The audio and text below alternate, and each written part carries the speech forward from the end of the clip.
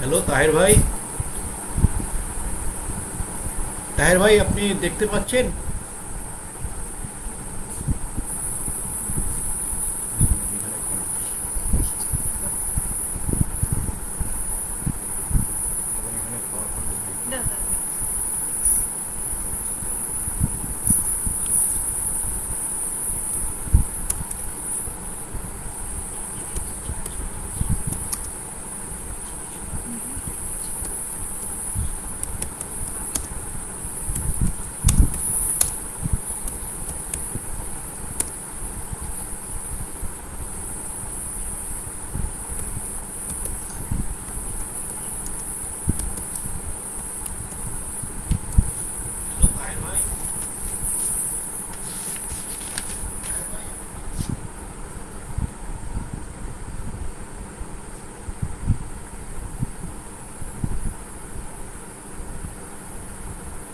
হ্যাঁ, ওকে দেখতে পাচ্ছি।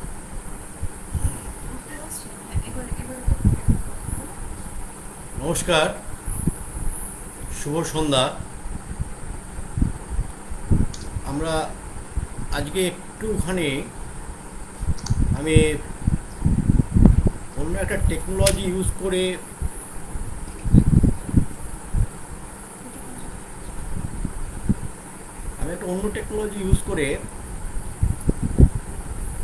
আজকে ক্লাস শুরু করছি। এটা একটা দেখে অভিজ্ঞতা সঞ্চয় করার চেষ্টা করছি। গত ক্লাসে অনেক ডিস্টারবেন্স হয়েছিল, সেই জন্য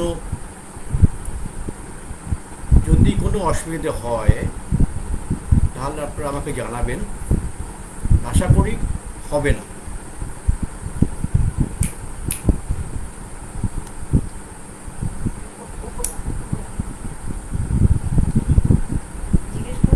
শুনতে পাচ্ছেন?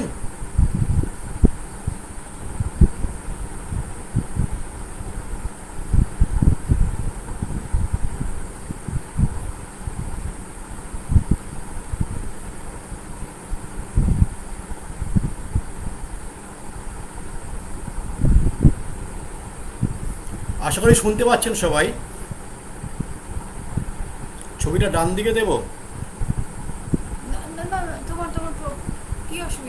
এখানে এখানে থাকলে অসুবিধা আছে খুব, কারণ আমি এখানে অন্য জিনিস খুলবো।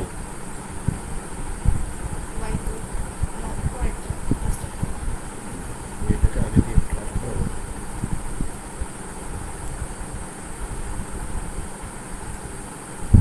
দেখুন, একটা স্লাইড শো প্রেজেন্টেশন আমি দেব।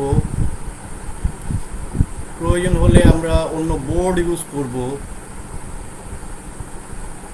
তো আপনার কাছে কেমন লাগছে সেটা আগে বলুন, তারপর আমি এগোচ্ছি।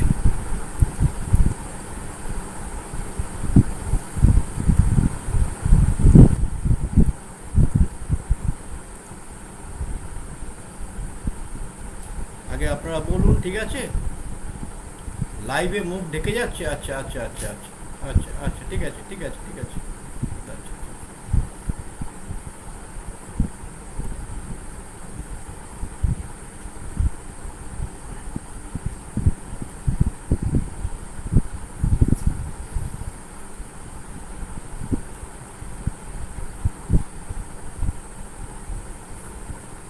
ঠিক আছে। Sound clear?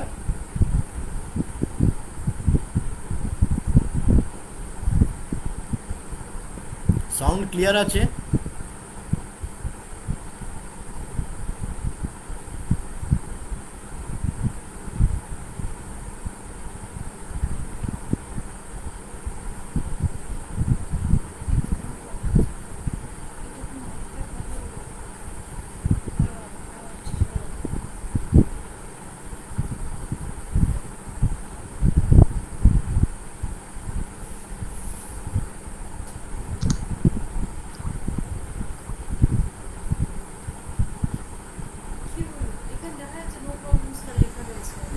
আগে বলে লিখেছিল, তারপরে এখন আর কিছু আসেনি, সেই জন্য একটু দেখছি।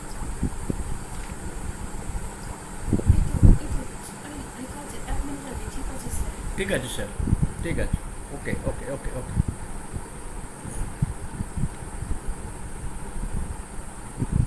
তাহলে আমি শুরু করছি। আমরা এর আগের দিন যে ক্লাসটা করেছিলাম সেই ক্লাসটাকে একটু রিপিট করে নিয়ে আমি আপনাদের পরবর্তী জায়গায় যাব। আমরা বলেছিলাম, আমরা যা ক্লাস করেছিলাম তাতে আমরা দেখিয়েছিলাম কিছু কি দেখা যাচ্ছে না, কিছু কি দেখা যাচ্ছে না, আপনার ছবির পাশ পরিবর্তন করুন। পরিবর্তন করলে তুমি কমেন্ট দেখতে পাবে না, কমেন্টের উপর চলে আসবে।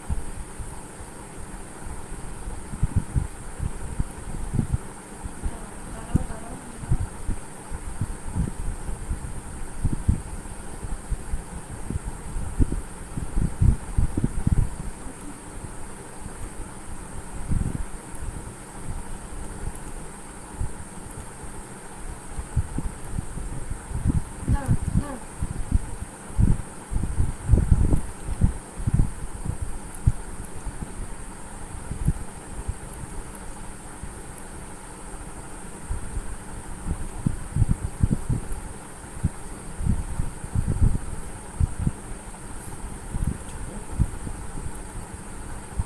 তুমি এখানে লাইভ ভিডিওটা দেখতে দাও।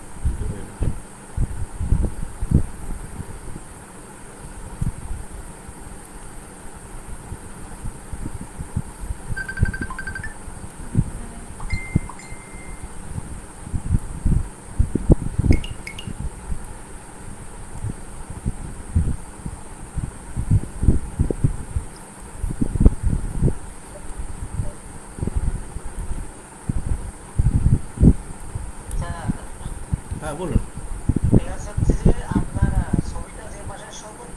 হুম। আচ্ছা, করে দিয়েছি পাশ পরিবর্তন।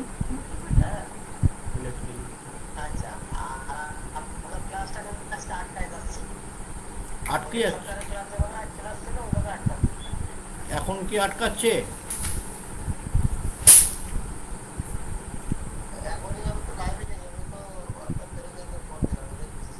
দেখে আমাকে জানান।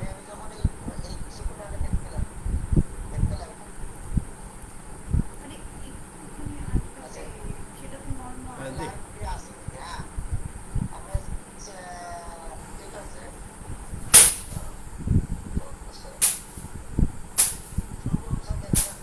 এবার দেখতে পাচ্ছেন, দেখুন। হ্যাঁ, ছবির পাশ পাল্টে দিয়েছি।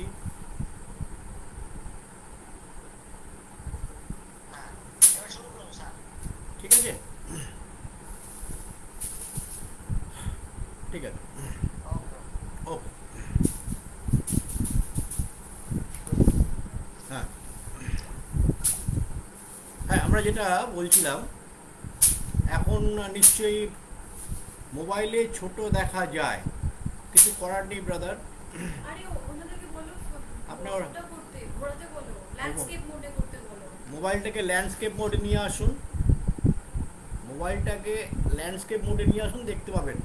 রোটেশন অন করে ল্যান্ডস্কেপ মোড অন করতে বলো।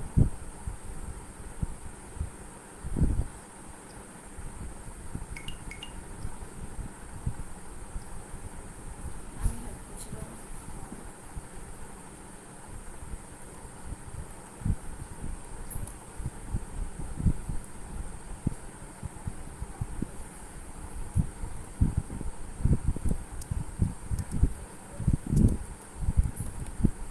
দেখুন, আমি কিন্তু ক্লিয়ার দেখতে পাচ্ছি। এটা দেখুন। করছি বাবা।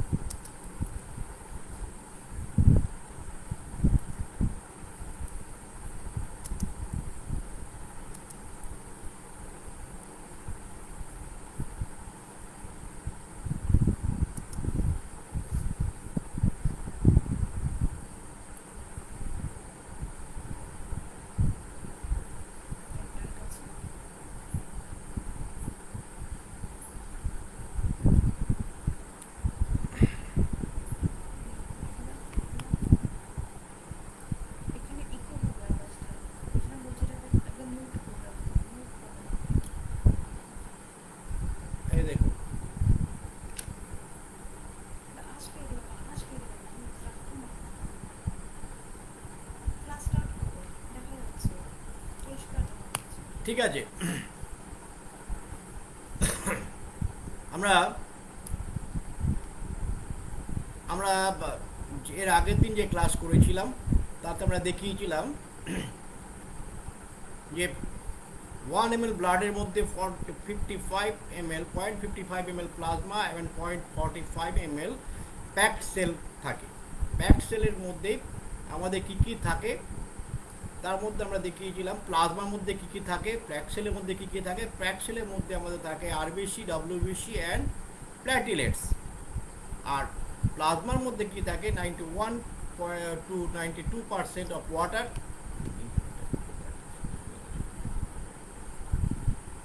91 to 92% of water, 8 to 9% of solid। এই সলিডের মধ্যে আবার কী কী থাকে, কিছু অর্গানিক পোর্শন থাকে, কিছু অর্গানিক পোর্শন থাকে, কিছু ইনঅর্গানিক পোর্শন থাকে। এই অর্গানিক পোর্শনের মধ্যে কী কী আছে, প্রোটিন আছে, অ্যালবুমিন আছে, গ্লোবুলিন আছে, ফাইব্রোজিন আছে, প্রোথেমিন আছে, ইউরিক অ্যাসিড আছে, ক্রিয়েটিন আছে। আর ইনঅর্গানিকের মধ্যে potassium, sodium, potassium, calcium, magnesium, phosphorus, ferrous, copper, আরও অনেক কিছু থাকে। আর এর মধ্যে আমাদের যেটা থাকে সেটা হচ্ছে আপনার RBC or erythrocytes, WBC or leucocytes and platelets or thrombocytes. এই হচ্ছে আমাদের কম্পোজিশন ছিল, ঠিক আছে। নেক্সট আমরা বলেছিলাম, আমি এটা জাস্ট রিক্যাপ করে দিচ্ছি, আমরা বলেছিলাম এমব্রায়ো পজিশনে মায়ের মাতৃগর্ভে যখন থাকে, যখন সে সবেমাত্র ফিটাস কন্ডিশনে থাকে, তখন একটা ইয়াক শ্যাকের মধ্যে থাকে এবং দেন তারপরে সে লিভার এবং স্প্লিনের মধ্যখান দিয়ে এসে সে বোন ম্যারোতে আসে। এই bone marrow red bone marrow, যেখান থেকে আমাদের রেড ব্লাড সেল তৈরি হয়। জন্মের পরে আফটার বার্থ বোন ম্যারো, যেখানে আমাদের ইলেকট্রোজেনেসিস মানে আমাদের আরবিসি যেভাবে তৈরি হয় সেটা আমাদের বোন ম্যারোতে হয়ে থাকে। আমাদের 20 বছর বয়স পর্যন্ত এই সমস্ত বোনের মধ্যে আরবিসি প্রস্তুত হয়ে থাকে এবং সমস্ত লং বোনের মধ্যে যেহেতু রেড ম্যারো ফিল আপ থাকে, সেখান থেকে আমাদের সমস্ত আরবিসি তৈরি হয়। বাট 20 বছর পরে অনেক লং বোন আমাদের ইয়েলো ম্যারোতে কনভার্ট হয়ে যায়, সেখান থেকে তখন আর রেড ম্যারো কিছু বেরোয় না বলে সেই সমস্ত বোন থেকে আমাদের আর আরবিসি ফর্ম করে না, এক্সেপ্ট আমাদের ট্রাঙ্ক পজিশন। আমাদের এই ট্রাঙ্ক পজিশন, সে ট্রাঙ্কের থেকে আসে, হিউমেরাস থেকে আসে, আমাদের ফিমার থেকে আসে, ভার্টিব্রা থেকে আসে, এগুলো এক্সেপশন। এগুলো থেকে continuously end of the life, জীবনের শেষ দিন পর্যন্ত আমাদের আরবিসি কন্টিনিউয়াসলি দিয়ে থাকে।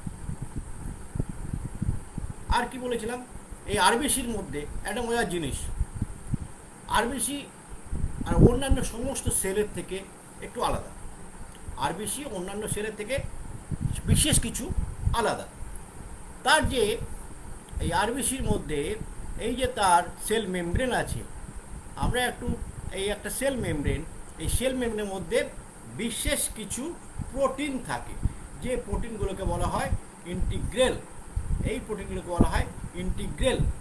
আর এই প্রোটিন নিচে আরেকটা প্রোটিন থাকে, তাকে বলা হয় এনকাইরিন, আর তার নিচে যেটা থাকে সেটা হচ্ছে স্পেকট্রিন। স্পেকট্রিনগুলো আমরা বলেছিলাম একটু স্পেরিক্যাল শেপ থাকে, স্কুইজিং করার মতো তাদের পেছনে থাকে, যার জন্য তারা স্কুইজ করতে পারে, এবং স্কুইজ করতে পারে বলেই তারা কি আছে, তারা যে কোনো জায়গা থেকে মুভমেন্ট করতে পারে।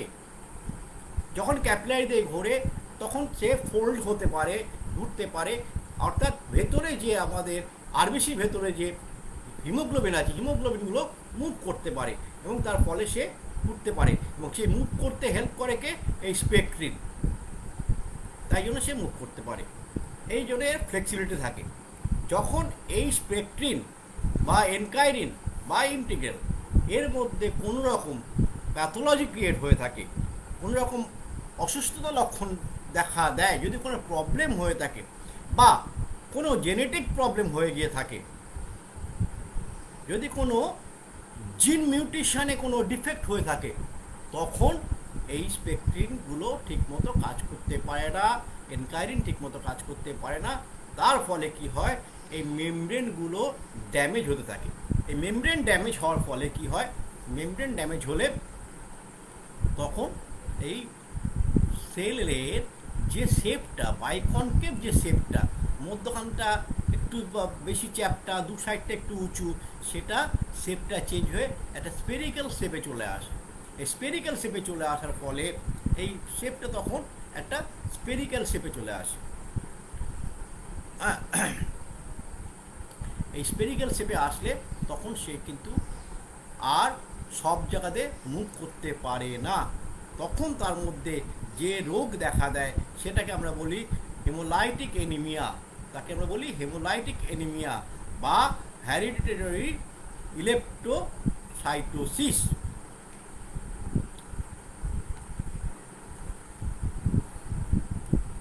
আমরা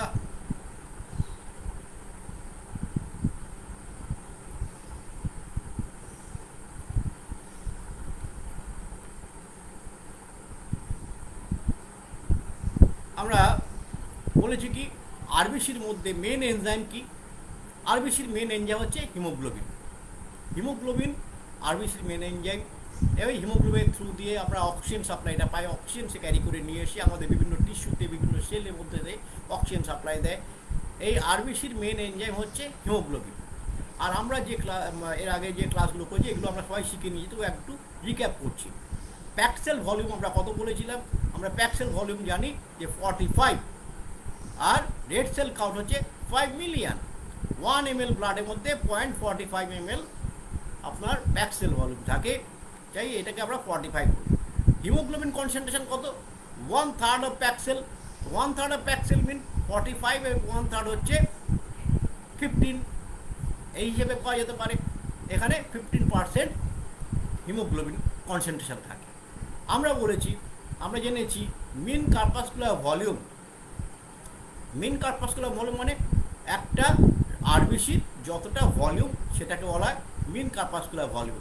মিন কার্পাসকুলার ভলিউমের পরে আসছি আমরা মিন কার্পাসকুলার হিমোগ্লোবিন বা MCH, মানে amount of haemoglobin in each RBC. প্রত্যেকটা আরবিসির মধ্যে কতটা পরিমাণ আমার হিমোগ্লোবিন আছে।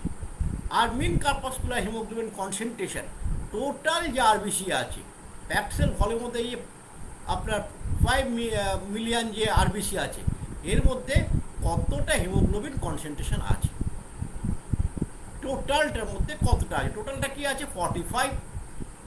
45-এর মধ্যে কত পার্সেন্ট হিমোগ্লোবিন সেইটি আমাদের এখানে বের করতে আছে। তো এইটি হচ্ছে আমরা মেন জেনেছিলাম। আর কি আছে? আমরা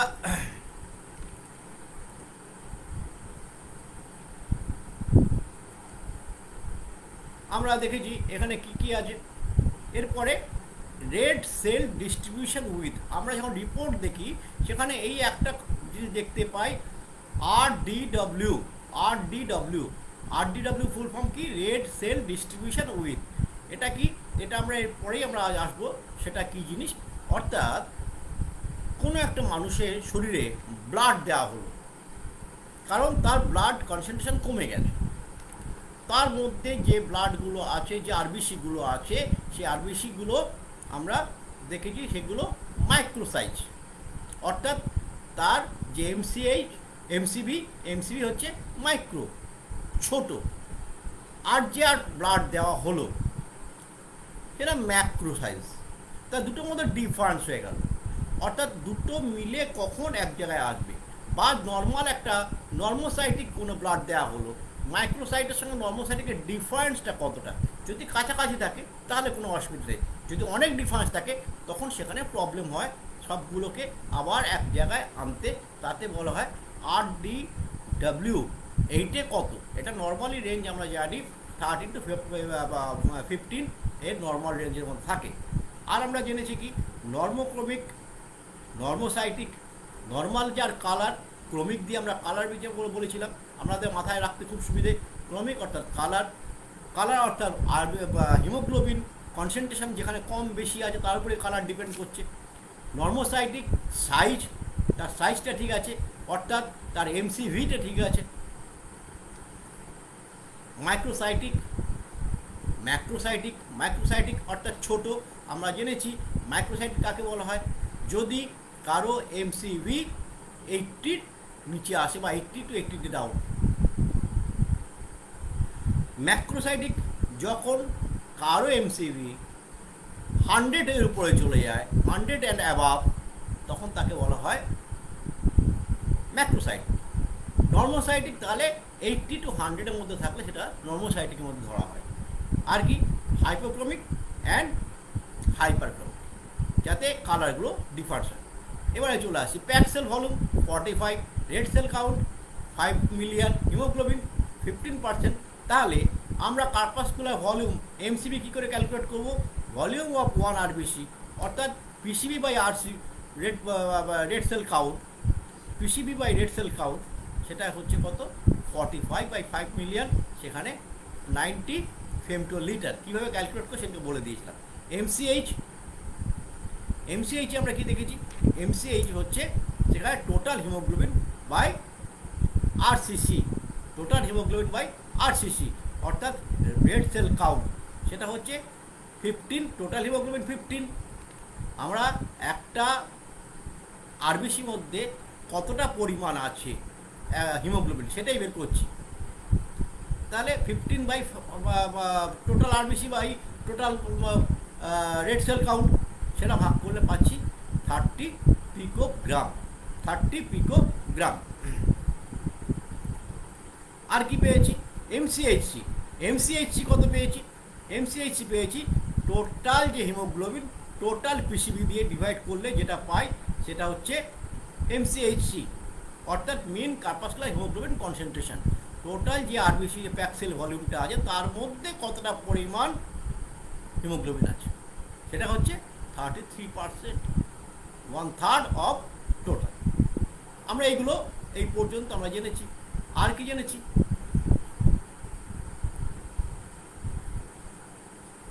আমরা কিভাবে আমরা দেখতে পেয়েছি নর্মোক্রমিক, হরমোসাইটিক, তাতে কি থাকে? আমরা যে ভ্যালুটা পেয়েছিলাম সেখানে এমসিভি 90, এমসিএইচ 30, এমসিএইচসি 30 যদি থাকে, দ্যাট ইজ দ্য নর্মোক্রমিক নর্মোসাইটিক। এটা ভ্যারি করে কত? 80 থেকে, এটা ভ্যারি করে 80 থেকে 100 পর্যন্ত। আর কি দেখেছি? হাইপোক্রমিক নর্মোসাইটিক। নর্মোসাইটিক মিনস সাইজ ঠিক আছে, এমসিবি ঠিক আছে, হিমোগ্লোবিন কনসেন্ট্রেশন কি আছে? হিমোগ্লোবিন কনসেন্ট্রেশন কম আছে, অর্থাৎ এখানে আগে এইটাই যেমন অনেকটা বেশি পিঙ্ক কালার আছে, এটা অনেক ফেড হয়ে আছে, তাই অর্থাৎ এখানে তার হিমোগ্লোবিন কনসেন্ট্রেশন কম। কম মানে কত? 22%। আমার থাকার কথা কত? 33%। তাহলে এইটা যখন কালারটা কমে যাচ্ছে সেটাকে আমরা বলছি হাইপোক্রোমিক। সাইজ ঠিক আছে তাই জন্য নর্মোসাইটিক, হাইপোক্রোমিক বা হাইপোক্রোমিক নর্মোসাইটিক। আবার এখানে দেখতে পাচ্ছি হিমোগ্লোবিন কনসেন্ট্রেশন অনেক বেশি, অনেক বেশি জুসি। এটা জুসি খুব কম, এটা অনেক বেশি জুসি।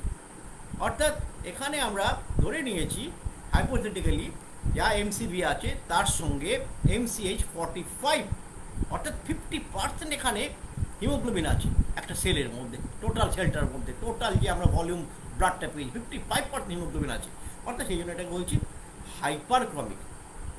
ঠিক এরপরে আমরা যেটা দেখেছিলাম একই জিনিস, আমরা শুধু মাইক্রো, আমরা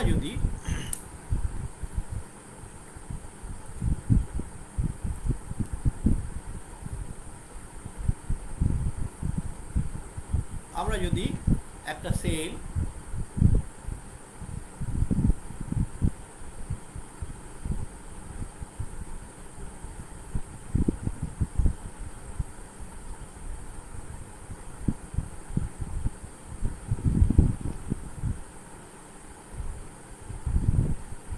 যার এমসিভি আমরা 60 পেয়েছি, ভলিউম কমে গেছে, আমরা এমসিভি 60 পেয়েছি। আমরা এমসিএইচ